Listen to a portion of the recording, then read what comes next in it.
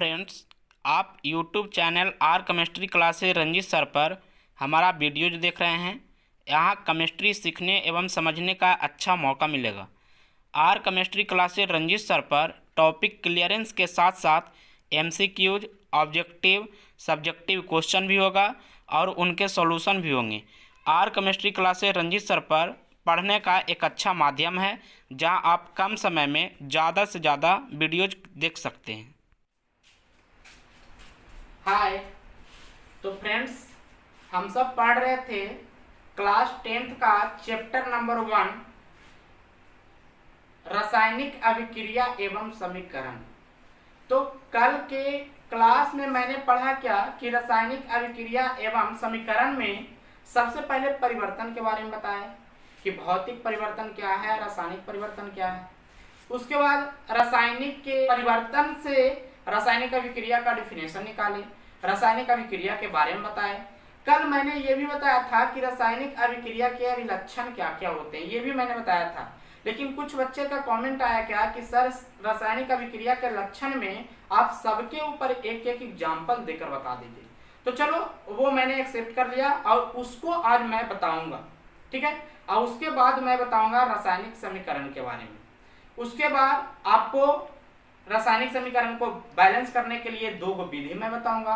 वो विधि बहुत इंपॉर्टेंट है, जो अगर वो सीख लीजिएगा आपको कहीं भी कोई प्रॉब्लम होने वाली नहीं है। तो आज हम पढ़ने वाले हैं रासायनिक अभिक्रिया के लक्षण, कि रासायनिक अभिक्रिया के लक्षण क्या होते हैं। आई एम रंजीत कुमार और आप देख रहे हैं एक अच्छा यूट्यूब सा channel R chemistry classes Ranjit sir. चलिए चलते हैं रासायनिक अभिक्रिया के लक्षण। तो रासायनिक अभिक्रिया के 5 गो लक्षण है। कितना लक्षण है? 5 लक्षण। सबसे पहला लक्षण तो है कि गैस निकलती है। जब रासायनिक अभिक्रिया होती है तो क्या निकलती है? गैस निकलती है। अगर गैस निकली तो समझिए कि रासायनिक अभिक्रिया हो रही है। जैसे कल मैंने बताया था, वो किसी भी पदार्थ को परिवर्तन करने के बाद पुनः वही अवस्था में आ जाए तो उसको कहते थे भौतिक परिवर्तन। और जो पुनः उसी अवस्था में नहीं आता था, मतलब कुछ केमिकली चेंजिंग होती थी, उसको कहते थे रासायनिक परिवर्तन। तो यहाँ पर देखो, सोचो थोड़ा सा बात।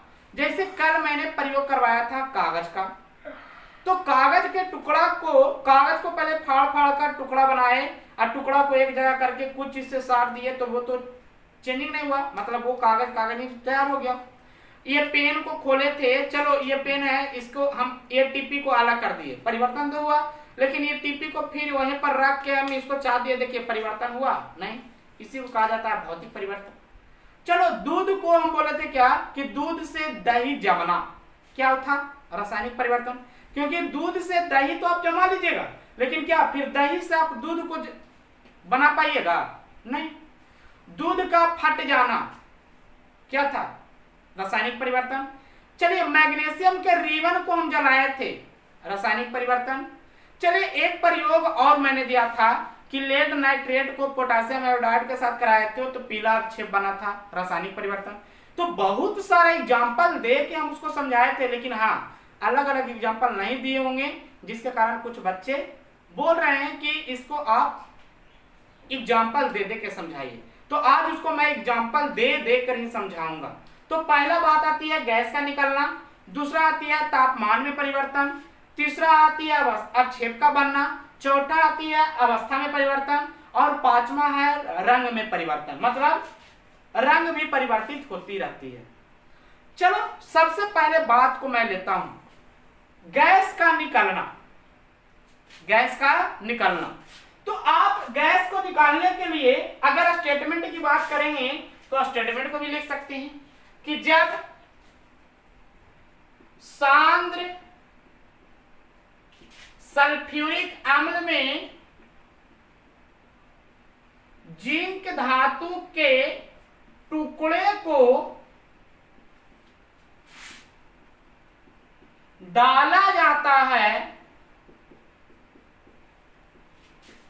तो अभिक्रिया करके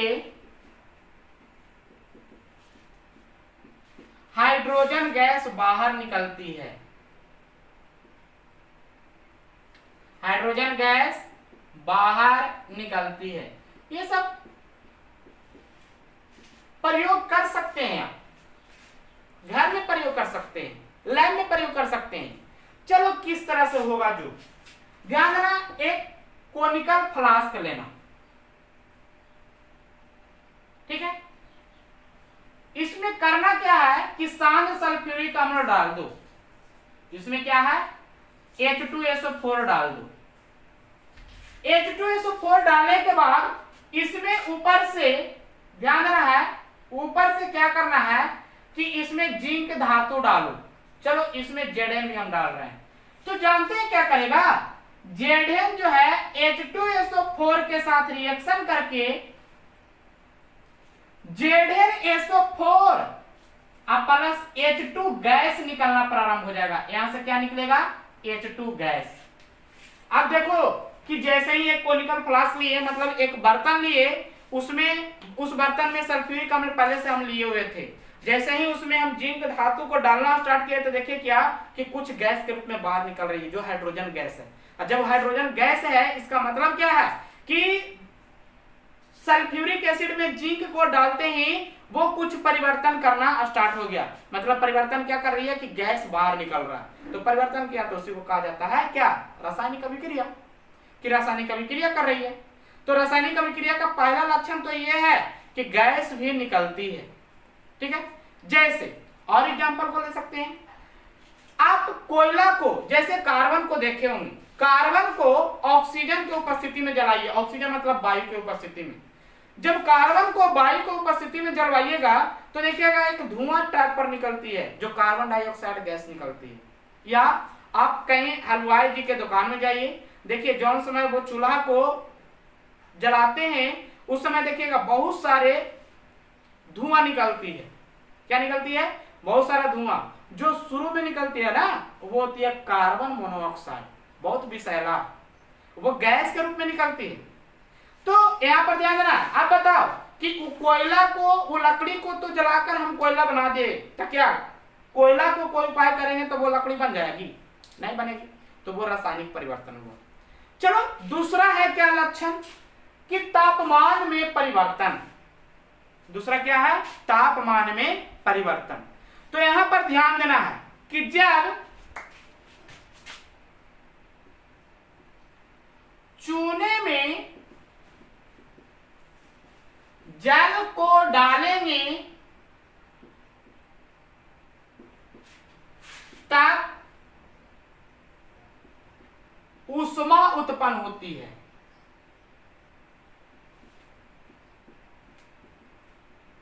क्या होती है, ऊष्मा उत्पन्न होती है। ध्यान देना, चलो घर में जाना, घर में क्या करना कि मार्केट से चूना ले लेना, जिसको हम क्विक लाइम कहते हैं, CaO। क्या कहते हैं, CaO। अब CaO लेने के बाद एक नाद में डाल देना, थोड़ा सा नहीं ज्यादा, थोड़ा सा लीजिएगा तब प्रभाव नहीं पड़ेगा। चलो घर में अगर पुताई उताई होगी तो आप देखिएगा क्या कि चूना लाइएगा, आप उस नाद में डालिएगा, और नाद में डालने के बाद ऊपर से आप जल डालिएगा। देखिएगा जैसे ही जल को डाले, जैसे ही क्या करिएगा, जल डालिएगा तो ये खौलना प्रारंभ कर देगा। ये क्या हो जाएगा, खौलना प्रारंभ। मतलब H2O प्लस CaO जो अभिक्रिया करके होगा CaOH का होल 2 कैल्शियम हाइड्रोक्साइड बुझा हुआ चूना बनेगा। ये क्या होगा, बुझा हुआ चूना। मतलब करता है क्या कि जब चूना में जल को डालते हैं ना तो वो चूना, वो जल क्या होता है, खौलना प्रारंभ कर देता है। मतलब उसमें टेम्परेचर हाई हो जाता है, और टेम्परेचर हाई होती है मतलब क्या, तापमान में परिवर्तन हो रहा है कि ना। चलो एक प्रयोग और करो। अब इसमें हम देखते हैं कि चूना है, चूना में जल को डाले, उस समय चूना पानी खौला, फिर क्या करेंगे, अब बताओ उस खौले हुए पानी में, मतलब चूना भी है उसमें, अब उसमें और जल डालो या कुछ करो तो क्या वो क्विक लाइम बन जाएगा, चूना बन जाएगा? नहीं, वो जब भी होगा कौन चूना होगा, बुझा हुआ चूना ही रहेगा। उसमें जितना पानी डालिएगा उतना ही बुझेगा, वो नॉर्मल हो जाएगा, वो टेम्परेचर भी नॉर्मल हो जाएगी। तो ये भी क्या है, एक रासायनिक परिवर्तन ही है। चलो तीसरा, अवक्षेप का बनना। तीसरा क्या है? अवक्षेप का बनना। ध्यान देना, लेड नाइट्रेट PbNO3 का होल 2, लेड नाइट्रेट को पोटासियम आयोडाइड के साथ अभिक्रिया करवाते हैं, तब हमको बन जाता है क्या? Potassium nitrate plus lead iodide, जो एक पीपीटी होता है। ये जमना प्रारंभ कर देता है, सॉलिड के रूप में होता है। ये होता है येलो कलर का पीपीटी। येलो मतलब पीला। ध्यान देना, अब इसका प्रयोग कैसे करेंगे, इसका स्टेटमेंट कैसे लिखेंगे? तो लिखेंगे कि जब लेड नाइट्रेट को पोटासियम आयोडाइड के साथ अभिक्रिया करवाई जाती है, लिख देते हैं, जब लेड नाइट्रेट को पोटासियम आयोडाइड के साथ अभिक्रिया कराई जाती है,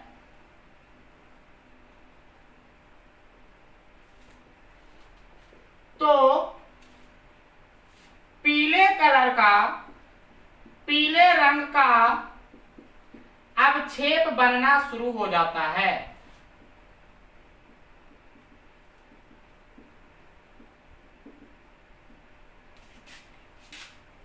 देखो यहां पे लेड नाइट्रेट है, उसको पोटासियम आयोडाइड के साथ किए। जैसे ही लेड नाइट्रेट में पोटासियम आयोडाइड को डालिए तो देखिएगा उस बीकर में क्या होगा, येलो रंग का वो विलयन होना तैयार हो जाएगा। तो येलो रंग का विलयन होना तैयार हो गया, इसका मतलब क्या हुआ कि रिएक्शन करना स्टार्ट हो गया। अब रिएक्शन किया तो वो क्या हुआ, रासायनिक परिवर्तन हुआ। क्या पीले कलर को अब लाना है इस तरह ये सब के कलर में, तो क्या होगा, ये अभिक्रिया नहीं होगी। तो ये अभिक्रिया को ही कहा जाता है रासायनिक परिवर्तन। ठीक है, चलिए नेक्स्ट है अवस्था में परिवर्तन। तो अवस्था में परिवर्तन तो और आसान है, आप कर सकते हैं। अवस्था में परिवर्तन क्या है, देखो, जब कार्बन मोनोऑक्साइड को, ठीक है ना, हाइड्रोजन गैस के साथ अभिक्रिया करा दो तो ये मिथेनॉल बन जाता है, अल्कोहल। ये क्या बन जाता है, अल्कोहल। अब यहां देखो कार्बन मोनोऑक्साइड भी गैस है, हाइड्रोजन भी गैस है, और जबकि ये जो बना लिक्विड हुआ, ये क्या हुआ, लिक्विड। तो बताओ अवस्था में परिवर्तन हुआ कि नहीं हुआ, गैस गैस गैस गैस मिलकर कुछ बना दिया, लिक्विड। तो ये भी अवस्था में परिवर्तन है। तो इसको भी कहते हैं क्या, रासायनिक परिवर्तन। लिख दीजिए स्टेटमेंट कि जब कार्बन मोनोऑक्साइड को हाइड्रोजन गैस के साथ मिलाया जाता है तो मिथेनॉल का निर्माण करती है। ठीक है, और लास्ट है रंग में परिवर्तन। तो रंग में परिवर्तन का एग्जांपल तो बार बार देखते हैं, लोहा को खुली हवा में छोड़ दो, लोहा का कलर पहले कोया कलर का रहता है, और जब उसको खुली हवा में छोड़ दीजिएगा तो वो ब्राउन कलर का हो जाता है, भूरे कलर का हो जाता है, जंग लग जाता है उस पर, मतलब फेरस ऑक्साइड उस पर बैठ जाती है ना। चलो यहाँ पर ध्यान देना, बहुत सारे एग्जाम्पल और ले सकते हैं। चलो अब अवस्था में परिवर्तन की बात करते हैं। अवस्था में अवक्षेप का बनना, अवक्षेप के बनने में आप ले सकते हैं AgNO2 प्लस NaCl। इसका दूसरा एग्जांपल है, जब इसको ले लीजिएगा तो AgCl प्लस NaNO2, मतलब कहने का अर्थ है क्या कि सिल्वर नाइट्राइड को सोडियम क्लोराइड के साथ अभिक्रिया कराते हैं तो सोडियम क्लोराइड जो है व्हाइट पीपीटी बनाता है। व्हाइट मतलब क्या, श्वेत कलर का पीपीटी, श्वेत कलर का अवक्षेप बनाता है। तो ये भी एक एग्जांपल हो सकती है। तो इसी तरह से बहुत सारे एग्जांपल हो सकती है। तो यहाँ पर ध्यान देना, इसको जल्दी जल्दी आप स्क्रीनशॉट करिए और उसके बाद देखिए आगे चलते हैं रासायनिक समीकरण के बारे में। तो फ्रेंड्स अब चलते हैं रासायनिक समीकरण के ऊपर कि रासायनिक समीकरण है क्या। तो पहले यहाँ पर देख लीजिए थोड़ी सी बात, जैसे रासायनिक अभिक्रिया के बारे में तो हम सब पढ़े कि रासायनिक अभिक्रिया क्या पढ़े कि जब कोई पदार्थ अकेले या अन्य पदार्थों के साथ अभिक्रिया करके भिन्न गुण वाले एक या एक से अधिक नए पदार्थों का निर्माण करते हैं। देखो यहाँ पे जैसे कोई बोलेगा क्या कि कार्बन जो है, कार्बन और ऑक्सीजन मिलकर, कार्बन जो है ऑक्सीजन की उपस्थिति में जलकर यहाँ पर आपको कार्बन डाइऑक्साइड बनाता है, कार्बन डाइऑक्साइड बनाता है। तो रासायनिक अभिक्रिया यही है। रासायनिक अभिक्रिया क्या है कि आपको इसको बोलना पड़ेगा कि कार्बन जो है ऑक्सीजन के साथ मिलकर कार्बन डाइऑक्साइड बनाता है।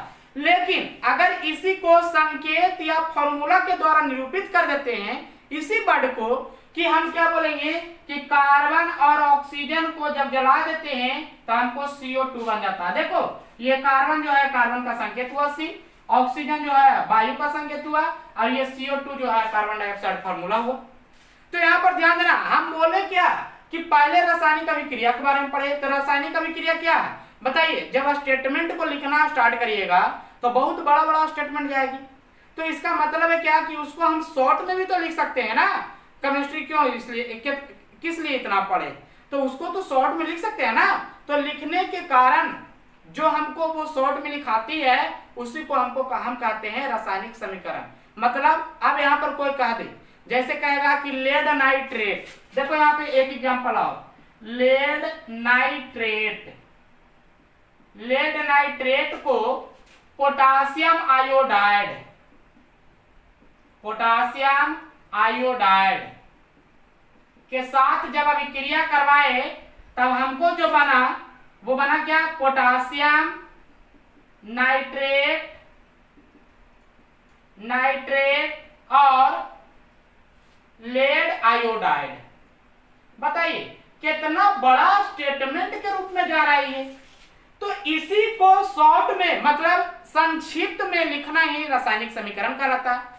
और ये रासायनिक अभिक्रिया और रासायनिक समीकरण भी बोलेंगे इसको, लेकिन इसको संक्षिप्त में लिखेंगे तब उसको रासायनिक समीकरण नहीं, ये अभिक्रिया ही हुआ। चलो इसको बोलते हैं स्टेटमेंट, कि जब लेड नाइट्रेट को पोटेशियम आयोडाइड के साथ अभिक्रिया कराते हैं तो पोटेशियम नाइट्रेट और लेड आयोडाइड का फॉर्मेशन होती है। अगर इसको हम कह दें तो लेड नाइट्रेट, देखो फॉर्मूला PbNO3 का होल 2 हुआ कि नहीं, PbNO3 प्लस Ki, जब इसको करा देंगे तो हो जाएगा KNO3 प्लस PbI2। बताइए इसी को कहा जाता है रासायनिक समीकरण। मतलब किसी भी अभिक्रिया को संकेत और फॉर्मूले के द्वारा मतलब सूत्र के द्वारा निरूपित करते हैं तब वो कहलाता है रासायनिक समीकरण। देखिए रासायनिक समीकरण क्या बोला, जो दो डिफिनेशन, एक आपको एनसीईआरटी बुक में मिलेगा, ये जो है आपको एनसीईआरटी बुक का ये है, लेकिन ये मैं अपने खुद से बनाया। ये है क्या कि किसी रासायनिक अभिक्रिया का समीकरण के रूप में, रासायनिक अभिक्रिया का, देखो रासायनिक अभिक्रिया यही है, और रासायनिक अभिक्रिया का समीकरण के रूप में प्रतीकात्मक, प्रतीकात्मक मतलब निरूपित करना, प्रतीकात्मक निरूपण, प्रतीकात्मक मतलब क्या, शॉर्ट में संक्षिप्त में या फॉर्मूला के रूप में निरूपण करते हैं तो वह रासायनिक समीकरण कहलाती है। या किसी रासायनिक अभिक्रिया का प्रतीक और सूत्र के द्वारा, प्रतीकात्मक का मतलब हुआ प्रतीक और सूत्र, यहाँ पर देखो प्रतीकात्मक एक शब्द दिए हैं तो यहाँ हो गया प्रतीक और सूत्र के द्वारा निरूपण करते हैं, वही रासायनिक समीकरण कहलाती है। जैसे आपको कोई कह दे कि कैल्शियम कार्बोनेट को जब गर्म करते हैं तो हमको कैल्शियम ऑक्साइड और कार्बन डाइऑक्साइड बनती है, तो यहाँ पर यह मत करिएगा कि कैल्शियम कार्बोनेट को गर्म करते हैं, ये नहीं लिखना, डायरेक्ट कैल्शियम कार्बोनेट इसको गर्म कर दिए तब हमको बन गया कैल्शियम ऑक्साइड प्लस CO2, इसी को कहा जाता है रासायनिक समीकरण। ठीक है, जैसे कोई कह देगा क्या, चलिए एक एग्जांपल और मैं लेता हूं। एग्जांपल है कि जब अमोनिया को NH3 को जल के साथ गर्म किए हैं, जल के साथ क्या किए हैं, गर्म किए हैं, तब हमको जो बना है नाइट्रिक ऑक्साइड और नाइट्रोजन गैस बाहर निकली है। क्या निकली है, नाइट्रिक ऑक्साइड और नाइट्रोजन गैस। तो ये एक तरह का क्या है, ध्यान देना इसको, ये है क्या, ये रासायनिक समीकरण है, और भी निकलेगा प्रोडक्ट और भी निकलेगा, तो ये रासायनिक समीकरण है। इस तरह के समीकरण को कहा जाता है रासायनिक समीकरण। ठीक है ना।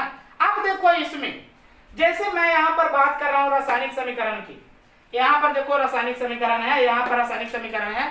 अब इसमें बात आती है कि रासायनिक समीकरण के दोनों ओर में एक वैज्ञानिक था, लेवोसियर ने बोला था क्या कि रासायनिक समीकरण अगर कोई लिखते है तो रासायनिक समीकरण के दोनों ओर में मास जो होना चाहिए ना, बराबर होना चाहिए। तो अगर मास बराबर हो गई, मास बराबर कब होगी, जब तत्वों की संख्या बराबर होगी, परमाणुओं की संख्या बराबर होगी, मतलब तीर के निशान के आगे और पीछे, ध्यान देना, तीर के निशान के आगे और पीछे। कल मैंने बताया था एक बात को कि तीर के निशान, ध्यान देना, तीर के निशान के पीछे मतलब बाईं ओर में जो होती है उसको कहा जाता है अभिक्रमक या अभिकारक। क्या कहा जाता है? अभिक्रमक या अभिकारक। और तीर की ओर जो होती है उसको कहा जाता है उत्पाद या प्रतिफल। अंग्रेजी में इसको कहा जाता है प्रोडक्ट, इसको कहा जाता है रिएक्टेंट।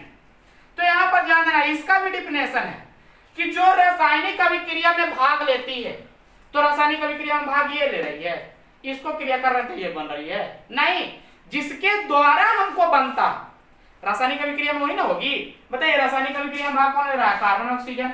रासायनिक अभिक्रिया में भाग कौन ले रहा है? ये दोनों। रासायनिक अभिक्रिया में भाग कौन ले रहा है? ये ले रहा है।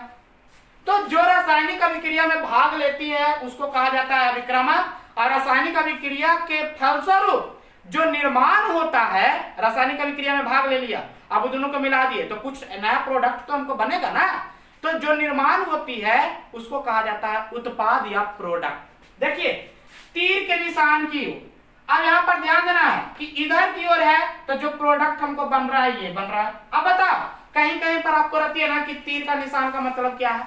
तो तीर का निशान जो है अभिक्रिया की दिशा को बताती है, डायरेक्शन, कि किधर से किधर अभिक्रिया हो रही है। जैसे ध्यान देना, एक बात हम यहां पर बात करते हैं, चलो यहां पर है CaCO3, इसको जब किए तो हमको बना CaO + CO2। तो देखो ये अभिक्रिया जो हो रही है ना, इससे ये बन रहा है, तो इसको कहा जाता है अभिक्रमक, इसको कहा जाता है प्रोडक्ट। ठीक है, जैसे और रहेगी, इसको जल्दी जल्दी आप स्क्रीनशॉट करिए और इसको मैं एग्जांपल देकर समझाता हूं। हम अभी बता रहे थे अभिक्रमक और उत्पाद के बारे में, तो यहां ध्यान देना, NH3 को अगर O2 के साथ रिएक्शन करते हैं तब हमको बनता है नाइट्रिक ऑक्साइड और H2। ठीक है, ये हो गई। चलो आगे और चलते हैं कि जब मैग्नीशियम नाइट्राइट को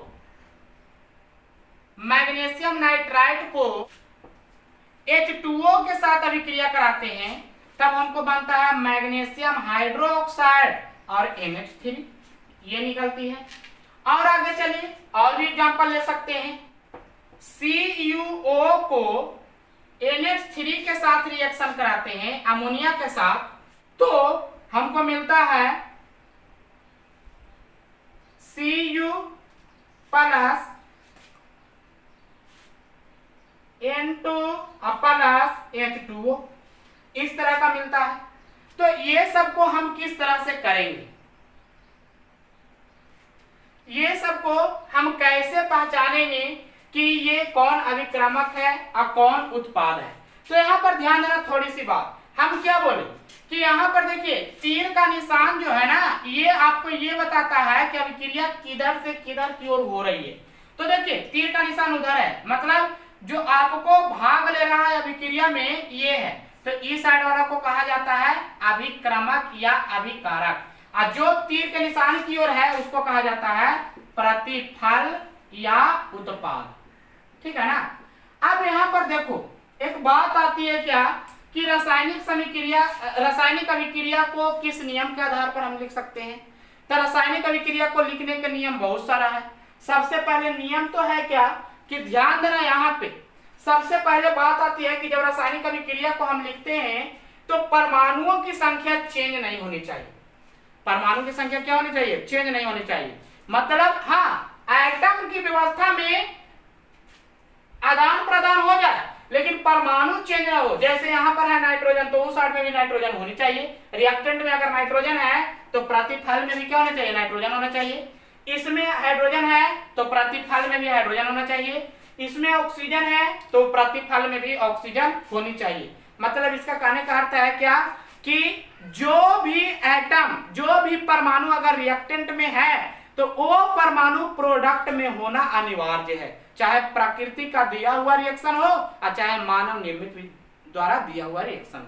इसमें कभी भी चेंजिंग नहीं होती है। इतना ही होती है कि अब जैसे एक एग्जांपल और हम लिख लेते हैं, जैसे सोडियम, ये सिल्वर नाइट्रेट सिल्वर नाइट्रेट को हम करा रहे हैं NaCl के साथ रिएक्शन। तो जैसे ही करा दिए तो ये क्या कर लेगा, सिल्वर क्लोराइड और प्लस NaNO2 सोडियम नाइट्राइड का निर्माण करती है। जैसे ध्यान देना, सोडियम नाइट्राइड AgNO2 को हम करा रहे हैं NaCl के साथ, तो ये कर लेती है सिल्वर क्लोराइड और सोडियम नाइट्राइड का। देखो यहाँ पे इस साइड में सिल्वर है NO2 के साथ, लेकिन इस साइड में सिल्वर किसके साथ चल गई, क्लोरीन के साथ। ये हो सकती है, ये व्यवस्था है कि किसी कोई भी एटम किसी दूसरा एटम के साथ ऐड हो सकता है, लेकिन ये नहीं हो सकता है कि जो एटम रिएक्टेंट में है वो प्रोडक्ट में नहीं। ये अगर रहेगी तो वो समीकरण गलती हो जाएगी, पहला।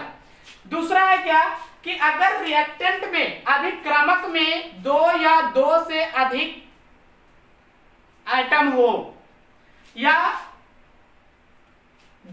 दो से अधिक सबस्टांस हो, तो सभी के बीच में प्लस का चिन्ह दिया जाता है, माइनस का नहीं। जैसे देखिए दो गो रिएक्टेंट है तो इसमें क्या है, दोनों के बीच में प्लस है। ऐसा या तो ये साइड में रिएक्टेंट में हो और या तो प्रोडक्ट में हो, दोनों में प्लस का ही चिन्ह दिया जाता है। जैसे देखिए इसमें भी प्लस का चिन्ह है। चलो इधर चलो, ये दोनों के बीच में प्लस है तो ये दोनों के बीच में भी क्या है, प्लस है। इसी तरह से हम इसका ये इसके नियम को भी जानते हैं। चलिए अब यहाँ पर देखते हैं क्या कि यहाँ पर ध्यान देना, अब बात आती है कि ये रिएक्शन जो इस तरह का हुआ है वो रिएक्शन सही है कि गलती है। तो रासायनिक समीकरण को दो रूपों में देखा गया है। एक रूप है क्या, पहला है संतुलित, जिसको अंग्रेजी में कहा जाता है बैलेंस, और दूसरा है असंतुलित, जिसको कहा गया है अनबैलेंस। तो यहां पर ध्यान देना कि बैलेंस और अनबैलेंस क्या है, तो दोनों के बारे में बताता हूं। अभी ध्यान देना, फर्स्ट अटेम्प्ट में लगभग समीकरण आपको जो मिलेगी अनबैलेंस मिलती है, मतलब रिएक्टेंट और प्रोडक्ट में परमाणुओं की संख्या जो होती है बराबर ना होती है। जैसे एक आगो मैं देखता हूं, चलो यहीं पर चलो इसका बात करो, कॉपर इस साइड में एक हो, इस साइड में एक हो, ऑक्सीजन इस साइड में एक हो, इस साइड में एक हो, नाइट्रोजन इस साइड में एक हो, इस साइड में दो हो, अनबैलेंस हो गया। तो इसको हम अनबैलेंस को कंकाली भी कहा जाता है। कौन कहा जाता है, कंकाली। असंतुलित रासायनिक समीकरण जिसको कंकाली रासायनिक समीकरण के नाम से भी जानते हैं। कंकाल है, ये कंगाल है, फुल नहीं है। तो ध्यान देना, संतुलित किसको कहते हैं, असंतुलित किसको कहते हैं, एक बार आप समझ लीजिए कि अभिक्रमक और या लिखेंगे वैसे समीकरण जिसमें अभिक्रमक और उत्पाद में परमाणुओं की संख्या बराबर ना हो या इक्वल ना हो, समान ना हो, उसको कहा जाता है असंतुलित या कंकाली। लेकिन वैसे समीकरण जिसमें उत्पाद और अभिक्रमक, मतलब अभिक्रमक और उत्पाद में परमाणुओं की संख्या बराबर हो जाए, उसको कहा जाता है संतुलित। तो संतुलित करने के लिए आपको दो नियम पढ़ना पड़ेगा, जो आपको नेक्स्ट वाला वीडियो में आपको 100% अगला दो वीडियो जो आएगी आपको नियम का ही रहेगी, संतुलित करने का नियम, जिसमें आप मास ऑफ कंजर्वेशन के बारे में भी पढ़ेंगे। ठीक है, और मास ऑफ कंजर्वेशन के बारे में लेवेसियर नामक वैज्ञानिक ने बताया था संरक्षण के नियम कि क्या बताया था कि किसी भी रासायनिक अभिक्रिया या किसी भी रासायनिक समीकरण में रिएक्टेंट और प्रोडक्ट का मास हमेशा क्या होना चाहिए, बराबर। और मास बराबर कब होगी, जब परमाणुओं की संख्या दोनों में बराबर होगी। तो जब परमाणुओं की संख्या दोनों में बराबर हो जाएगी, इसका मतलब संतुलित रासायनिक समीकरण कहलाएगी। आप संतुलित और असंतुलित को फिर से एक बार देख लीजिए कि वैसे समीकरण जिसका दोनों पक्ष बराबर हो या जिसके दोनों पक्ष में तत्व या परमाणुओं की संख्या बराबर हो, उसको कहा जाता है संतुलित। या वैसे समीकरण जिसके दोनों पक्ष में तत्व और परमाणुओं की संख्या आपस में बराबर ना हो, उसको कहा जाता है असंतुलित या कंकाली। अब यहाँ पर देखो, एक मैं करके दिखाता हूँ। चलो इसको हम करते हैं मेटल, नॉन मेटल, ऑक्सीजन और हाइड्रोजन के आधार पे। चलो ये है मेटल, नॉन मेटल, ऑक्सीजन और हाइड्रोजन। इसको करेंगे कैसे, चलो किसी एक को उठा लो। हम मान लिया उठा लेते हैं इसको, थर्ड रिएक्शन को, इसको हमको बैलेंस करना। करिए उसके आधार पर। सबसे पहले मेटल की बात करेंगे। मेटल इस साइड में कितना है, एक कॉपर, इस साइड में एक कॉपर, बैलेंस है। मेटल के बाद चलो नॉन मेटल की बात करते हैं। नॉन मेटल इस साइड में कितना है, एक नाइट्रोजन और एक ये साइड में दो नाइट्रोजन, तो इसको बैलेंस करेंगे तो यहाँ 2 से मल्टीप्लाई कर देंगे। ठीक है, आगे चलते हैं। अब फिर से जैसे ही कुछ चेंजिंग किया तो स्टेप 1 पर चलो, फिर से मेटल पे, मेटल ऑफ कॉपर एक, नाइट्रोजन 2, नाइट्रोजन 2। अब ऑक्सीजन पर चलेंगे। ऑक्सीजन इस साइड में एक और इस साइड में भी ऑक्सीजन एक। ठीक है, कोई चेंजिंग नहीं, आगे बढ़ते रहे। हाइड्रोजन की बात करते हैं। हाइड्रोजन इस साइड में 3 दूनी 6 और हाइड्रोजन इस साइड में कितना है 2, तो बैलेंस करेंगे तो 3 से मल्टीप्लाई, 3 दूनी 6, 3 दूनी 6। अब यहाँ पर देखो फिर से ऊपर चलो स्टेप 1 से, कॉपर एक, चलो नाइट्रोजन 2, नाइट्रोजन 2। अब यहाँ पर ध्यान देना ऑक्सीजन एक है और यहाँ पर ऑक्सीजन 3 है, तो यहाँ 3 से मल्टीप्लाई। फिर से स्टेप 1 पर चलेंगे, कॉपर इस साइड में 3 तो इस साइड में 1, 3 से मल्टीप्लाई। चलो कॉपर 3, उसके बाद नॉन मेटल 2 को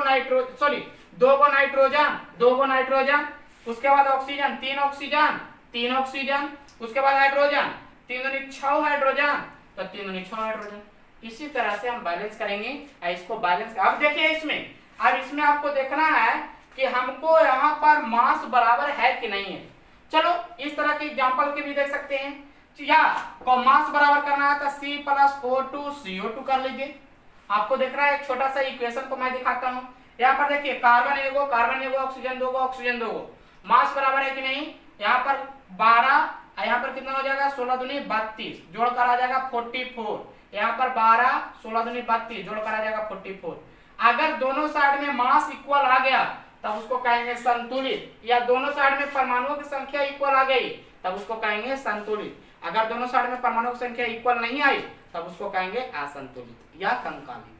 ठीक है, तो आज का क्लास यहीं पे, बाकी नेक्स्ट क्लास में आप बैलेंस केमिकल इक्वेशन के बारे में देखिएगा। 2 नियम पढ़ने के लिए मिलेगी और आपको 2 वीडियो मिलेगा। ठीक है, बाय।